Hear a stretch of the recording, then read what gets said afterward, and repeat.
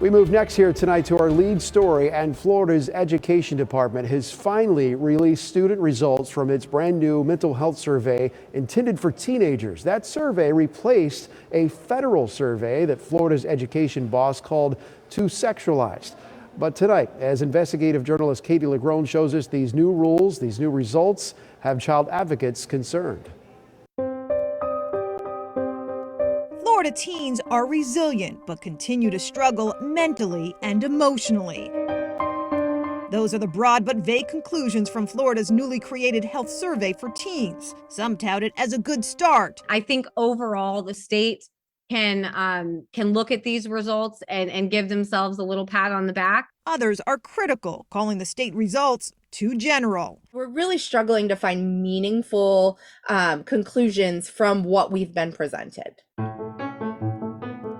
The survey, which went out to an unknown but limited number of high schools last spring, replaces the CDC's Youth Risk Behavior Survey, long used by states to chart and compare risky behavior among U.S. teens. But after Florida's education commissioner called the federal survey inflammatory and sexualized, the state created its own. We obtained a copy last year revealing its focus on resiliency standards, including grit, gratitude, perseverance, and citizenship, versus actual youth behavior like sex, hard drug use, and gun violence. According to the recently published results, which were inexplicably delayed for 6 months, Florida teens scored high in overall resiliency, with breakdowns for student gender and ethnicity. But similar demos aren't included in student behavior results. For example, 9% of the nearly 3,000 high schoolers who voluntarily filled out the survey said they've been victim to dating violence. 26% of students said they've had sex. And nearly half of those who expressed some level of anxiety during the school year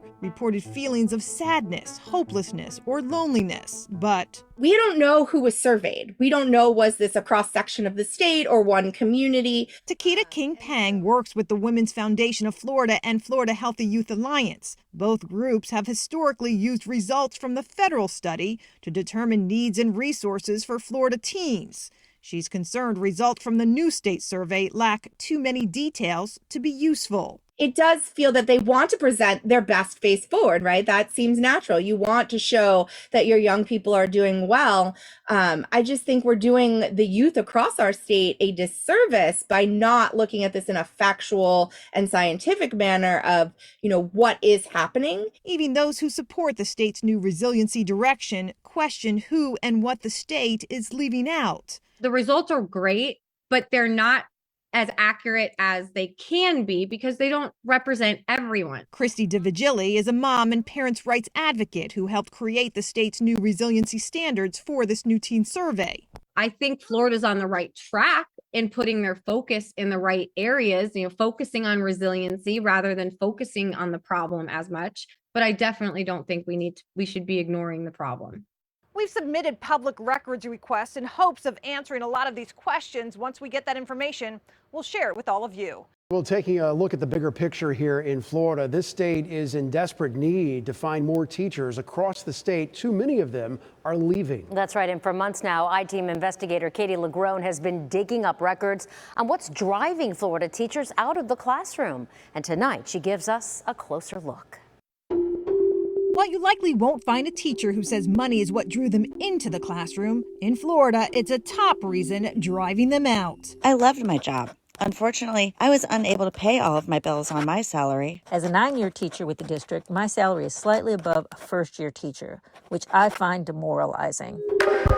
These are comments from more than 650 exit interviews since 2023 with Florida teachers from Hillsborough County, Pinellas County, and Palm Beach County who chose to leave their jobs in the classroom. While about a third cited moving and relocation as a major reason, nearly a quarter of exiting teachers listed salary at the top. A teacher in Pinellas added, "I couldn't afford to be a teacher anymore. I have worked 3 jobs since I started, and I was burnt out." These firsthand sentiments we obtained through a public records request following our investigation in January that found last school year more than 18,000 teachers left their school districts. That's nearly 10% of the state's publicly employed teachers at the time. In Hillsborough County, the district lost just over 9% of its teaching staff last year alone, with nearly half of those who participated in an exit survey rating their salary on a 1 to 5 scale a dismal 1. Brutally honest is good. It's a positive in that. Dr. Charmian Patton is HR manager for Hillsborough County Schools, where the district still has nearly 400 teacher vacancies. And last year's exit interviews revealed teachers not just leaving the job, but the industry. Overall, it wasn't disheartening. It actually was enlightening, and it made me say, I'm glad that we know what we can focus on so that way we can make it better. Though last year's teacher exits was slightly lower than the record high resignations a year prior, they represent the ongoing struggle to recruit and retain teachers in a state where salaries still rank among the lowest nationwide, qualifications are lowered, and classrooms remain active battlegrounds for politically driven agendas. And according to these teacher exit interviews, it's getting old. A veteran teacher summed it up like this. You should know many teachers are leaving due to insufficient pay and overbearing statewide legislation that is making teaching in not just Hillsborough County, but in Florida a daunting experience. Well, a middle school teacher in Palm Beach County left stating this about politics in education. It currently feels as though teachers are being hung out to dry in response to Governor DeSantis' transparent efforts to persecute educators in order to create sound bites for his future run for president. But also driving educators away, a lack of parent accountability and student respect. Dozens of teachers from both coasts describe student behavior that's, quote, out of control. A teacher in Tampa. There has been a decrease in disciplinary action, but a dramatic increase in extreme behavioral issues. Another in Palm Beach. There are students with multiple infractions that are allowed to remain on campuses there.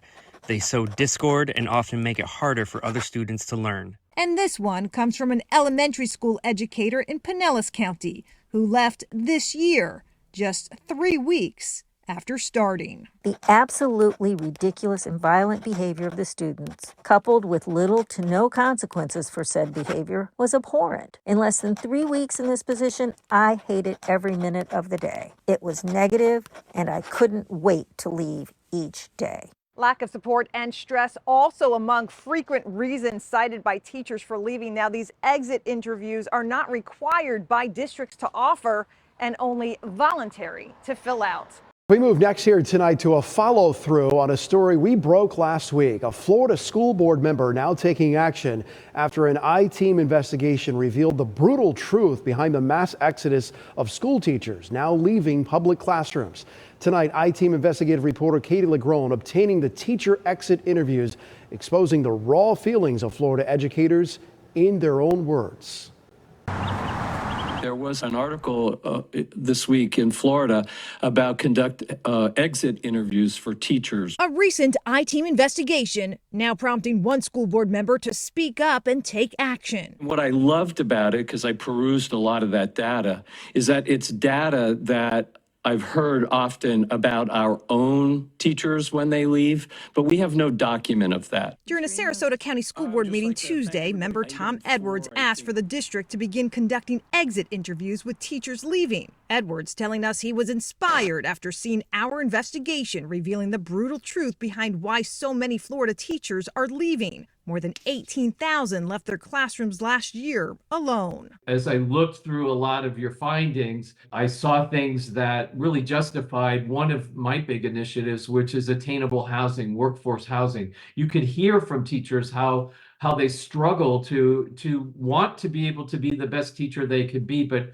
struggle to afford to be able to live anywhere here in Florida. The interviews we obtained through a public records request provide specific reasons why hundreds of publicly employed teachers in Hillsborough County, Pinellas County, and Palm Beach County chose to leave their jobs in the classroom. Pay, politics, and out-of-control student behavior among the top reasons according to more than 650 exit interviews we analyzed, with comments offering some of the most insight. There has been a decrease in disciplinary action, but a dramatic increase in extreme behavioral issues. As a 9-year teacher with the district, my salary is slightly above a first-year teacher, which I find demoralizing. It currently feels as though teachers are being hung out to dry in response to Governor DeSantis' transparent efforts to persecute educators in order to create sound bites for his future run for president. While districts are required to ask departing teachers why they leave, some don't, aren't consistent, and the information often broad and general,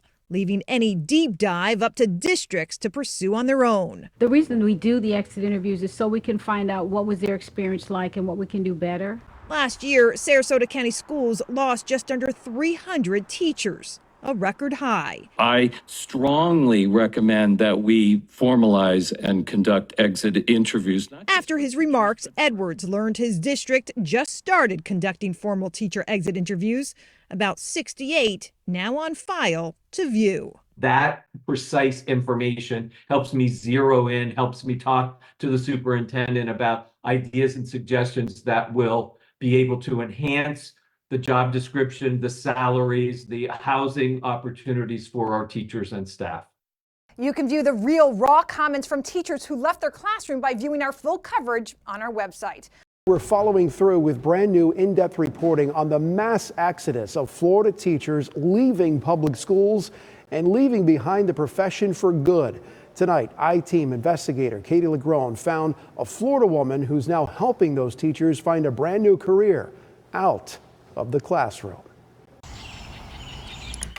This is an example of a worksheet a teacher might work through. You might call Lisa Harding a teacher's teacher. This is just for their mindset. She spent years as CEO of an online teacher training and development company. She was even born into the profession. I also came from a family of teachers. My parents both met teaching in middle school.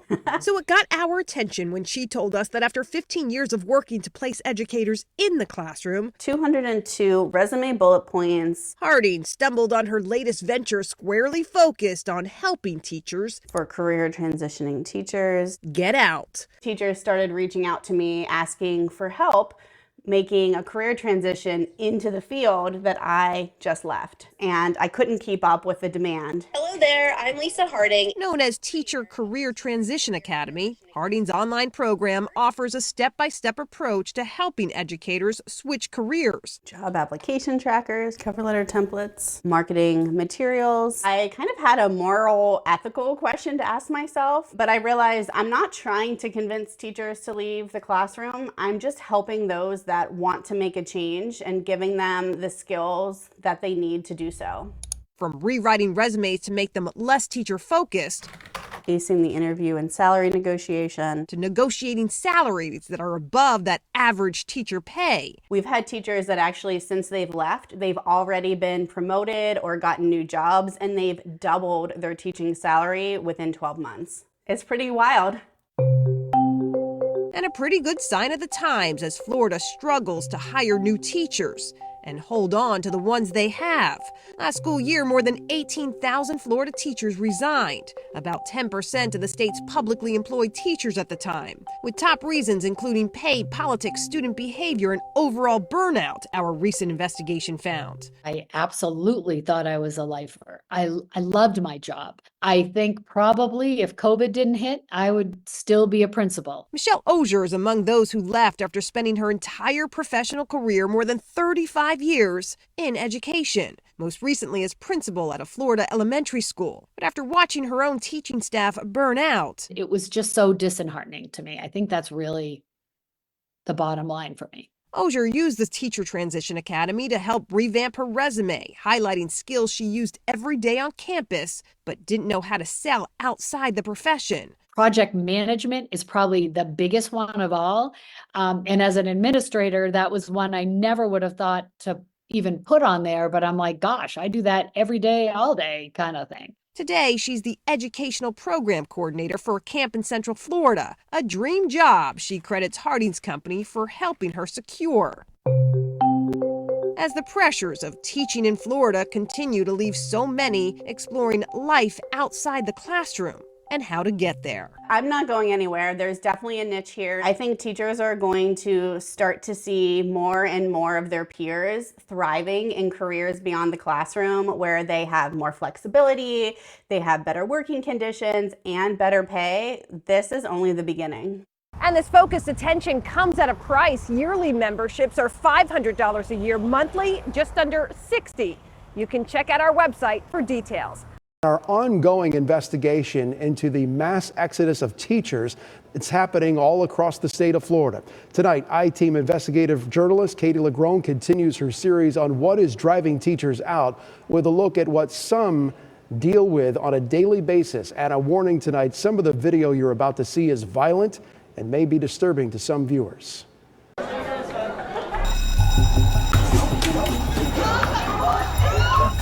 These are school fights at a Florida high school, all caught on camera and so frequent, there's a social media page dedicated to them.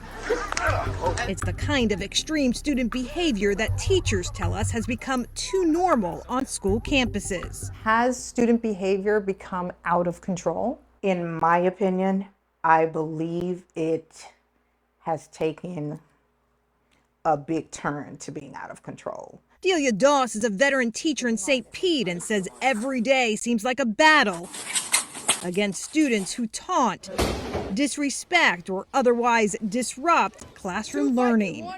Yeah, bro. They don't fear anyone. Have you gotten hurt yourself? I have. I've had knee surgeries from trying to protect children. I've been pounded on my wrist. I've hurt my shoulder trying to stop fights. With students? Students with students. Is that supposed to be part of the job of a teacher? It's not.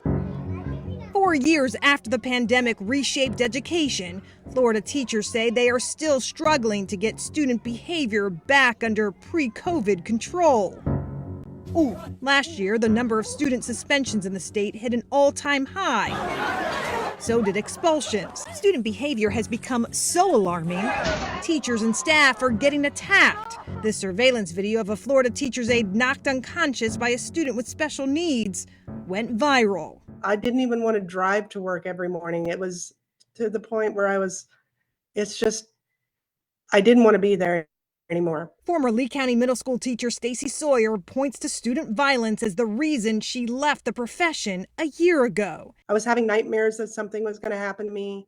There were fights on campus. There were fights in the hallway. It got to be scary. In hundreds of teacher exit interviews we analyzed, other teachers felt the same, listing student behavior as a reason they quit. It's out of control, extreme, absolutely ridiculous, some teachers stated. It drains on you as a teacher. I feel like I'm held hostage. Neither of these teachers point blame at a single issue. Instead, they agree the increase in unruly student behavior is a reflection of schools with limited power, phones and social media with too much power, and parents who aren't holding their kids accountable or even contributing to all the mayhem. This is disturbing video we recently obtained from a parent who says her 12-year-old son was attacked at a school bus stop by a classmate. The state attorney used this video as part of its investigation. According to the criminal affidavit, the classmate's mom intentionally drove him to the scene, encouraged the fight, even got in on it. Why you hitting him? Striking the young victim with her cell phone. That mom now facing criminal charges, including contributing to the delinquency of a child.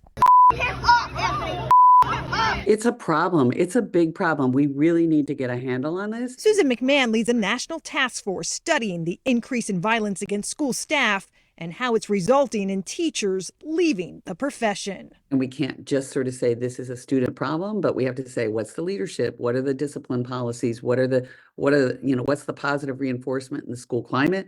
What are the supports for mental and behavioral health for students as well as teachers and other school staff? Florida's largest teachers union believes the solution is more mental health help on campus. For the sake of our country, for the sake of our state, for the sake of our communities, we have to get at the root of the problem with student discipline. And the root of that problem right now is making sure that we have enough mental health services in place. Everybody plays a role. Teacher Delia Doss says something needs to change.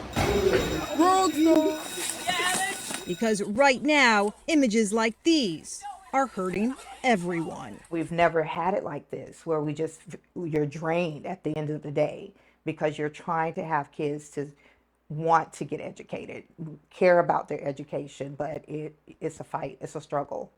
As for the mom in that video, we reached out to her attorney. He tells us there is more to the story, but didn't elaborate. Payment delays, threats of school closures, and no answers. Those were just some of the problems that plagued this year's rollout of Florida's newly expanded school voucher program. But after such a messy start, the I-Team's Katie LaGrone is continuing her coverage with a look at where things stand today for Florida schools and families who depend on that money. At this Montessori school near Tampa, its owner calls Florida's school voucher program a game changer. We are fully enrolled, and in the past, we would lose children. Here, state vouchers are helping more than half of students pay the private school's tuition. Each voucher worth upwards of $8,000 per student. It gives parents choices. The money helping this mom send her 2 kids to the school. If that wasn't a possibility, they would have to go to, the school that you're zoned for. But across the state, Florida's newly expanded Universal School Voucher Program is getting It's been amazing. mixed reviews. It's a mess until they fix it. Florida school voucher program, a money mess. Total mess. It's affecting all the kids here in Florida. 8 months ago, we first exposed how the program's expansion, which makes taxpayer money available to students to attend a private school regardless of family income, I've used my personal savings. was marred by payment delays and communication failures. I called Step Up. They told us, nope. The situation became so critical. We need to know where is the money. Some private schools for students with disabilities face shutting down, leaving the families who relied on them facing the unknown. If the school has to close because they don't get their funding, my son has nowhere else to go. Today, some of these school owners tell us not much has changed. It's still a mess. Juliet Sonomi leads a private school in Broward County for students with disabilities. She owes nearly $100,000 in interest after taking out a loan earlier this year because the state's voucher money kept coming late. She tells us some of her school voucher payments are still behind. It has to be micromanaged until they get it right. Because these families depend on this. We're talking 6-8 weeks late. And that's what has forced so many of us into these high interest loans. Mary Jo Walsh owns a school for students with autism in West Palm Beach. She became so fed up with the state's payment problems, she formed a coalition of private schools dealing with similar issues. 8 months later, she's still hearing from members, still waiting for money. Teachers are walking out. The end of the year is not going to be able to be completed, and school owners are having to make difficult decisions as to whether they're going to close their doors and not reopen again in the fall. In an email, a spokesperson for Step Up for Students, the state's contractor hired to oversee and distribute Florida school voucher money, stated they fulfilled over 99% of tuition payments, worth more than $2.2 billion. But they acknowledge ongoing problems, adding, given the complexity of Florida's choice programs, there will always be some payments that are in the process of being worked on. Would you describe Florida's Universal School Voucher Program as a success or a failure? I would have to say it's a success. But with that being said, there's still room for improvement. There's still a great need for a private option, and the voucher is there and it is very helpful. It's just that it needs to be delivered in a timely manner. It needs to be efficient in its delivery system, and that's where the problem is. Step Up for Students doubled its call center staff and recently hired a new CEO, but the rough rollout this year even got the attention of Florida lawmakers who this session passed legislation setting new deadlines on when payments must be made to schools. And the politics of education in Florida, and the question, is it really changing? Last year, Florida became the first state in the country to allow conservative group PragerU to be used in the classrooms. And tonight, I-Team investigative reporter Katie LaGrone found out if schools are actually using it. PragerU videos help people of all ages think and live better. Take a look at PragerU's website today. The company, which once described itself as a free alternative to the dominant left-wing ideology in culture, media, and education, now portrays its mission more simply as promoting American values. They guard the news.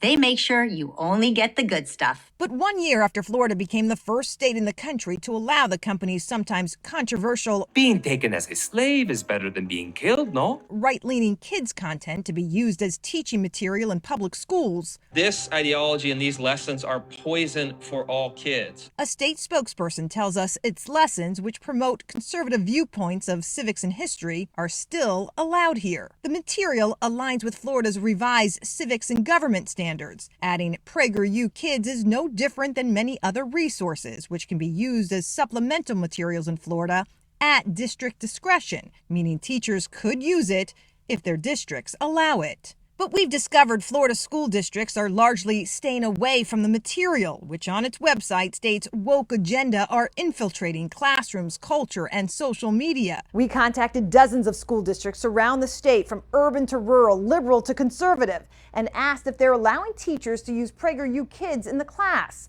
Not a single one who responded said yes.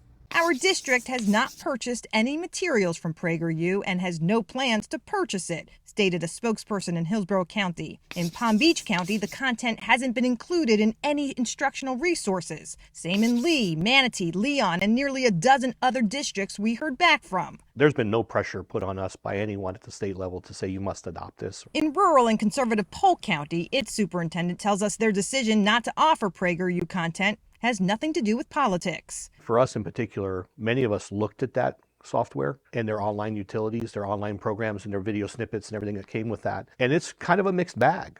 I think for us, we don't adopt parts of curriculum, we adopt it as a whole. Not all countries have the kind of freedoms that we have. Hi, Otto. Otto, what's this, my Bible? But those concerned about PragerU's content see its lack of use here as a sign in a state that continues to be criticized for turning public classrooms into political battlefields. It's not the role of public schools to be claiming something about church-state separation and religious freedom and, whitewashing history and denying basic science and climate change and, that it's gone too far. So I think that's heartening. And PragerU content is now being offered in at least 6 other states. We contacted PragerU for an interview. They have not responded. And the thousands of teacher positions still vacant across the state. Tonight, I-Team investigative reporter Katie Legrone has obtained the most recent batch of teacher exit interviews and surveys detailing why thousands of teachers chose to leave. Teachers opting out of Florida classrooms over the past few years has been chalked up to pay, politics, and an overall lack of support. But new exit interviews from more than a half dozen Florida school districts this summer suggest there may be a shift in what's now driving teachers away. I can't teach to the test anymore. An ex-teacher in Palm Beach County added. Parents delegate everything, Remarked a former Pasco County teacher. I feel value as a person, but not as an educator, Said a former teacher in Hillsborough County. These first-hand sentiments, which we obtained through a public record request months after we started sharing teacher exit interviews, provide the most detailed understanding behind why teachers choose to leave. During the 2022-23 school year, we found more than 18,000 Florida teachers left their districts, representing nearly 10% of the state's publicly employed teachers at the time. More recent data has yet to be released, but according to these exit interviews, moving or relocating was listed as the top reason teachers separated from districts across Tampa Bay, Collier County, and Palm Beach County, while money came in a distant second or even third behind retirement. Since 2019, Florida has invested more than $4.6 billion in teacher pay, according to Florida's Department of Education. But while starting teacher salaries in Florida now rank 16th in the nation, the average teacher salary in the Sunshine State ranks a gloomy 50th, leaving some of these teachers venting about it on their way out. Florida ranks 50th in the nation in teacher pay. Need I say more? A former high school teacher in Palm Beach County stated. Shameful. Described a Hillsborough County educator who also resigned. How can you ask people to work so hard and pay them so little? But also prompting teachers to go, these surveys show. Testing. More testing. And what some describe as extreme student behaviors. with one responding like this after an altercation with 5 high school boys. After 25 years in education, I can say that I have never encountered such verbal aggression from a group, and I am not willing to be subject to abusive behavior. The teacher ultimately resigned. When you hear those sentiments from a teacher, does that scare you away, Courtney? It scares me, but it doesn't scare me away. USF students Courtney Bennett and Luke Vicio Duffy are education majors with sights set on teaching. Florida ranks 50th in the nation in teacher pay. We shared with them some of the comments these teachers left behind. It gives me pause. It takes me a second to reflect on, is this the right decision for me? But when I look deep down, I'm like, it does not matter. This is what I want to do. They know they're entering a challenging field at perhaps one of the most challenging times. One of our textbooks is called Being an Effective Teacher in Challenging Times. Everybody understands that this is a very hard time to be an educator. And while the words of teachers who left may be tough to hear, I'm afraid things have only gotten worse since the pandemic. This is a sad career to be in. They're among the up-and-comers hoping to help the profession turn the page. I also want to say for the teachers that are leaving for various reasons, the future of education is in good hands. I'm I-Team investigator Katie LaGrone taking action for you.